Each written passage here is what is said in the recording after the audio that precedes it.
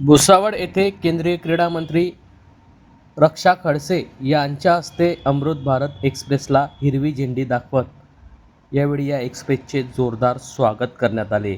Bhusawal railway स्थानक येथे 29 April रोजी 12:45 ही रेल्वे यावेळी भुसावळ रेल्वे स्थानकावर दाखल झाली होती।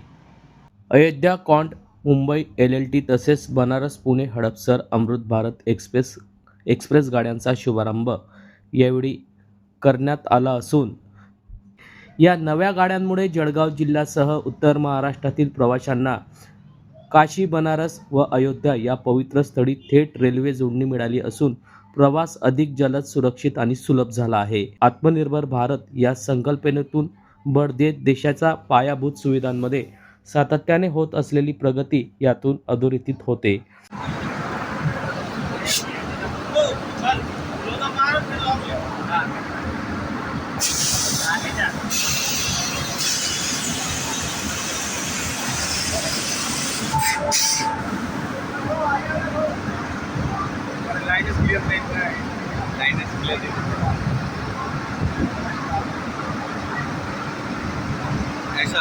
अयोध्येला जाता येईल, काशीला जाता येईल, कारण की जेव्हापासून राम मंदिर झालं आहे तेव्हापासून खूप भाविकांची इच्छा होती की एक डायरेक्ट ट्रेन आपल्याला मिळाली पाहिजे। ती आदरणीय रेल्वे मंत्र्यांच्या माध्यमातून आपल्याला ही व्यवस्था इथे उभी झालेली आहे।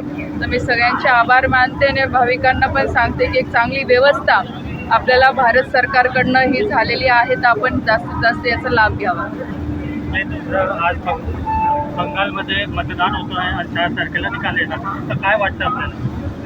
बंगाल आणि जे बाकीच्या राज्यांमध्ये जे इलेक्शन झालेलं आहे तुम्ही बघू शकता, खास करून बंगालमध्ये मतदानाचं टक्केवारी खूप वाढलेली आहे। तर नक्कीच मला पूर्ण विश्वास आहे की तिथे आदरणीय प्रधानमंत्री मोदी साहेबांवर विश्वास ठेवून बंगालच्या सगळ्या लोकांनी भारतीय जनता पार्टीला मतदान केलेलं आहे आणि ह्यावेळेस तिथे भारतीय जनता पार्टीचं सरकार आहे।